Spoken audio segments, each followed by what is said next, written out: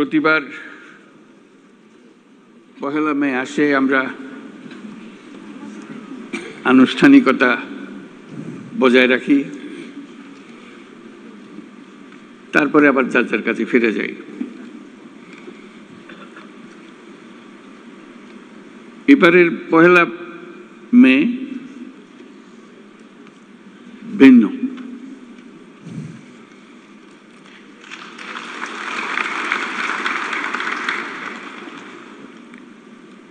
সেটা তো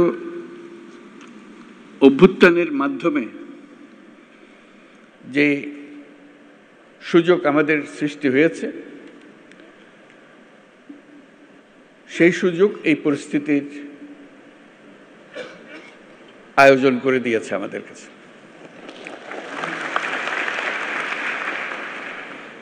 আমরা আজকে যেগুলোই উচ্চারণ করলাম, যেসব কথা বলি, আগেও ওরকম বলেছি নিশ্চয়ই অতীতে পহেলা মে যখন হয়েছে, কিংবা এবারের অর্থ ভিন্ন। এই জন্য ভিন্ন,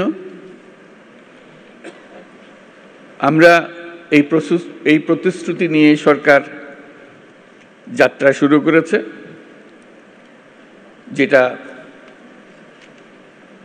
ছাত্র, শ্রমিক এবং জনগণের অভ্যুত্থানের মাধ্যমে যেটা আকাঙ্ক্ষা সৃষ্টি হয়েছে, নতুন বাংলাদেশ গড়া। এই নতুন বাংলাদেশ হবে না যদি শ্রমিকদের অবস্থা পুরনো বাংলাদেশের মধ্যে থেকে যায়।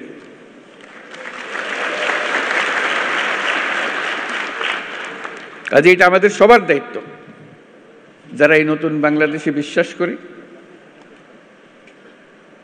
যারা এই নতুন বাংলাদেশ গড়ার জন্য প্রাণ দিয়েছে, যারা নতুন বাংলাদেশ গড়ার জন্য আহত হয়ে জীবনের সংগ্রামে রত আছে, আর যারা তাদের প্রতি সমর্থন দিয়েছে।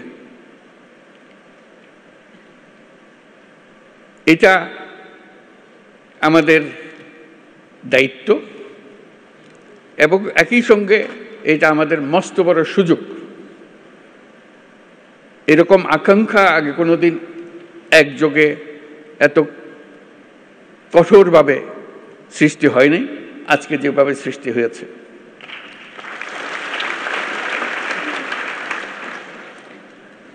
শ্রম সংস্কার কমিশনের চেয়ারম্যান সাহেব খুব সুন্দর করে আমাদের যত আকাঙ্ক্ষা নতুন বাংলাদেশের শ্রমিকদের কি হবে সেগুলো তুলে ধরেছেন তাদের কমিশনের রিপোর্টে, এবং সেটা উনি ভালো করে বুঝিয়ে দিয়েছেন। এটা শুধু শ্রমিকদের পক্ষ থেকে বলার কথা না,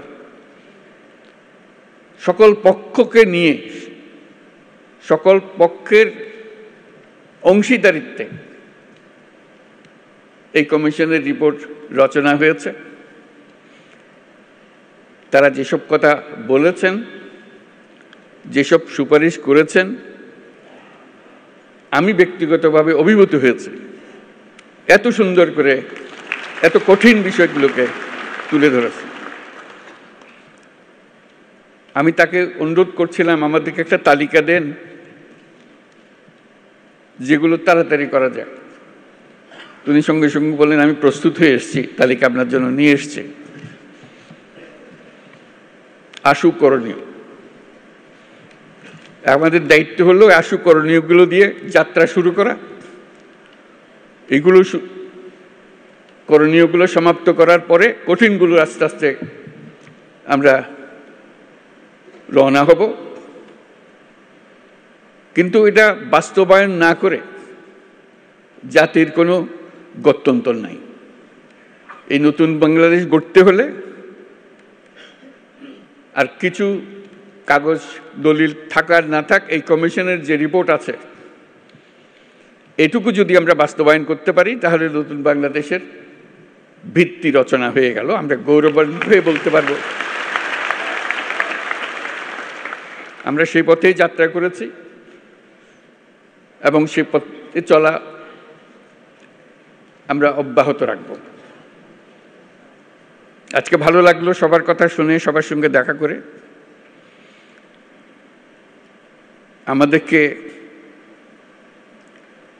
সবাইকে অনুপ্রাণিত করেছে। আমি বিশেষভাবে অনুপ্রাণিত হয়েছি সবাইকে একসঙ্গে দেখে এবং সবার কথা শুনে। আমি লিখিত বক্তৃতাটা পাঠ করি।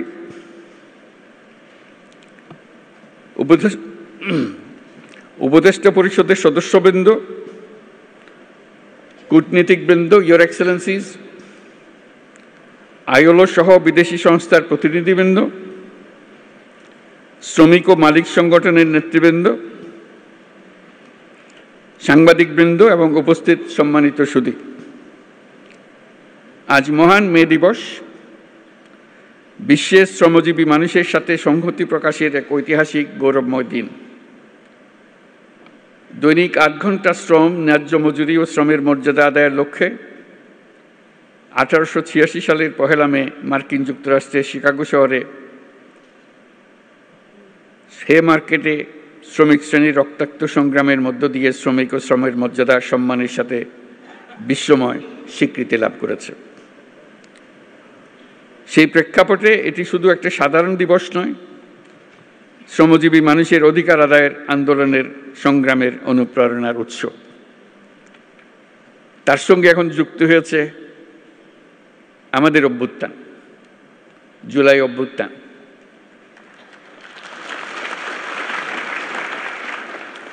এই জুলাই অভ্যুত্থানের কনটেক্সটে 1 মে আবার নতুন বার্তা নিয়ে আমাদের কাছে আসলো। এবার আমরা তার অন্তর্নিহিত যে বার্তা, সেটা প্রতিষ্ঠিত করার প্রতিশ্রুতি নিয়ে আমাদের যাত্রা।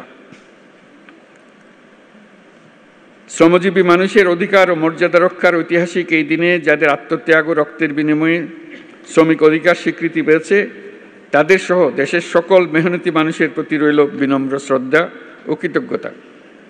এই মহান দিনে আমি গভীর শ্রদ্ধার সাথে স্মরণ করছি সেই সকল শ্রমজীবী মানুষের যারা 24শে জুলাই গণঅভ্যুত্থানে নিহত হয়েছেন।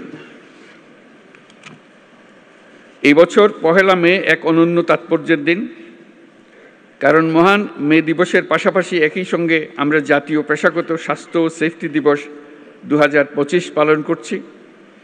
শ্রমিক মালিকের সুসম্পর্কের মাধ্যমে দেশের অর্থনীতিকে এগিয়ে নিয়ে যেতে মে দিবসের গুরুত্ব অপরিসীম। এই বছর মে দিবসের প্রতিপাদ্য শ্রমিক মালিক এক হয়ে গর্ব এ দেশ নতুন করে। আমাদের দেশের টেকসই উন্নয়নের জন্য অত্যন্ত তাৎপর্যপূর্ণ। এটি শুধু একটা স্লোগান নয়, বরং জাতীয় জীবনের উন্নয়নের ভিত্তি। কারণ শ্রমিক মালিক পরস্পরের পরিপূরক এবং তাদের যৌথ প্রচেষ্টায় একটি শক্তিশালী, আত্মনির্ভর ও সমৃদ্ধ বাংলাদেশ গড়ে তুলতে পারবে বলে আমি দৃঢ়ভাবে বিশ্বাস করি। একটি জাতির অগ্রগতির মূলে রয়েছে পরিশ্রমী শ্রমজীবী জনগণ এবং দায়িত্বশীল মালিক শ্রেণী। একজনের পরিশ্রম এবং আরেকজনের নেতৃত্ব, ব্যবস্থাপনা ও বিনিয়োগ মিলিয়েই বৃদ্ধি পায় উৎপাদনশীলতা, গড়ে ওঠে শিল্প ও অর্থনীতি। বাংলাদেশের পোশাক খাত, কৃষি, শিল্প, নির্মাণ, পরিবহন, প্রযুক্তি প্রতিটি খাতের উন্নতির পেছনে রয়েছে শ্রমিকের পরিশ্রম। আর এই শ্রমিকের পরিশ্রম এবং মালিকের মেধা। দেশকে নতুন করে গড়ে তুলতে হলে এই ঐক্য, পারস্পরিক শ্রদ্ধা ও আস্থার পরিবেশ সৃষ্টি করতে হবে এবং তৈরি করতে হবে শ্রমিকের সম্ভাবনা, যাতে তারা যেন উদ্যোক্তা হবারও সুযোগ পায়। সুপ্রিয় উপস্থিতি, শ্রমিকের ন্যায্য স্বীকৃতি ও সামাজিক সুরক্ষা নিশ্চিত করতে আমরা প্রতিশ্রুতিবদ্ধ। আন্তর্জাতিক শ্রম কনভেনশন অনুস্বাক্ষরকারী দেশ হিসেবে বাংলাদেশের শ্রমমানকে আন্তর্জাতিক পর্যায়ে উন্নতিকরণে আমরা কাজ করছি। আমরা আন্তর্জাতিক শ্রম সংস্থার সাথে একটা রোডম্যাপ এবং ইউরোপীয় ইউনিয়নের সাথে একটি সময়াবদ্ধ জাতীয় পরিকল্পনা বাস্তবায়ন করছি। তাছাড়া যুক্তরাষ্ট্র সরকারের সাথেও একটি 11 দফা লেবার অ্যাকশন প্ল্যান বাস্তবায়ন করছি। আন্তর্জাতিক সংস্থা এবং উন্নয়ন সহযোগী দেশসমূহের সাথে আমাদের অঙ্গীকারের অংশ হিসেবে আগামী জুনে অনুষ্ঠিতব্য ১১৩তম আন্তর্জাতিক শ্রম সম্মেলনে বাংলাদেশ যোগদান করবে। এগুলো বাদেও আসল জিনিস যেটা আমাদের নিজস্ব প্রতিশ্রুতি, আন্তর্জাতিকভাবে আমরা কি করলাম না করলাম সেটা তো হবেই, কিন্তু আমাদের নিজেদের প্রতিশ্রুতি হলো আমাদের এই কমিশনের সংস্কার কমিশনের রিপোর্ট এবং তাদের সুপারিশমালা। সেই সুপারিশমালাই হবে আমাদের লক্ষ্য, যেটা বাস্তবায়ন প্রতিটি অক্ষরে অক্ষরে যেন আমরা বাস্তবায়ন করতে পারি, সেদিকে অগ্রসর হওয়া। নিরাপদ ও স্বাস্থ্যকর কর্মপরিবেশ নিশ্চিত করা শুধু শ্রমিকের অধিকারই নয়, এটি শিল্প অর্থনীতির উন্নয়নের অন্যতম শর্ত। শ্রমিকের জীবনমানের উন্নয়ন হলে তা পুরো শিল্প খাত এবং দেশের অর্থনীতিতে প্রতিফলিত হয়। সেই লক্ষ্যে বর্তমান অন্তর্বর্তী সরকার ইতিমধ্যে শ্রমিকদের কল্যাণ ও নিরাপত্তা নিশ্চিত করতে বাংলাদেশ শ্রম আইন ২০০৬ সংশোধন সহ বিভিন্ন পদক্ষেপ গ্রহণ করেছে। শিল্প বিরোধ এবং শ্রমিকদের অভিযোগ দ্রুত নিষ্পত্তির জন্য শ্রম আদালত কার্যক্রম আরও গতিশীল করা হয়েছে। সাম্প্রতিক সময়ে শ্রম আপিল ট্রাইব্যুনাল ও শ্রম আদালতসমূহ উল্লেখযোগ্য হারে মামলা নিষ্পত্তিতে সক্ষম হয়েছে। শ্রম আদালতসমূহকে আরও কার্যকরণের পাশাপাশি আমরা বিকল্প বিরোধ নিষ্পত্তি ব্যবস্থা অধিকতর শক্তিশালী করার উদ্যোগ নিয়েছি। শ্রম কর্মসংস্থান মন্ত্রণালয়ের আওতাধীন কেন্দ্রীয় তহবিলের মাধ্যমে তৈরি পোশাক খাতে এবং শ্রমিক কল্যাণ ফাউন্ডেশনের মাধ্যমে তৈরি পোশাক খাত ব্যতীত অন্যান্য খাতে কর্মরত দুর্ঘটনার শিকার শ্রমিক ও তাদের পরিবারকে এককালীন আর্থিক সুবিধা প্রদান করা হয়ে থাকে।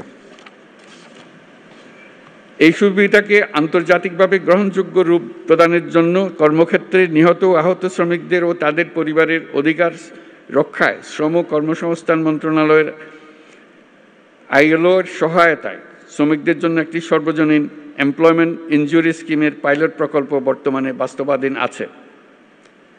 অন্যান্য উদ্যোগের পাশাপাশি সারা দেশে ৩২টি শ্রম কল্যাণ কেন্দ্রের মাধ্যমে শ্রমজীবী মানুষের স্বাস্থ্যসেবা প্রদান করা হচ্ছে। শিশু শ্রম নিরসনের লক্ষ্যে নানামুখী উদ্যোগ গ্রহণ করা হয়েছে। এ পর্যন্ত ৪৪টি সেক্টরে ন্যূনতম মজুরি নির্ধারণ করা হয়েছে। তাছাড়া নিরাপদ ও শোভন কর্ম, পরিবেশ বান্ধব প্রযুক্তি এবং দক্ষ জনশক্তি ব্যবহারের মাধ্যমে টেকসই উন্নয়নে অবদানের জন্য প্রতি বছর গ্রিন ফ্যাক্টরি অ্যাওয়ার্ড দেওয়া হচ্ছে।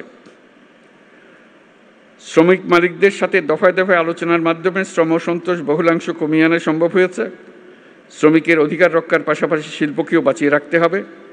তাই যে সকল কারখানা ও প্রতিষ্ঠান বকেয়া বেতন থাকায় শ্রম অসন্তোষ তৈরির উপক্রম হয়েছিল, সেখানে আলোচনার মাধ্যমে যৌক্তিক পর্যায়ে বকেয়া পরিশোধের মাধ্যমে শিল্প কর্মপরিবেশ সচল রাখা হয়েছে।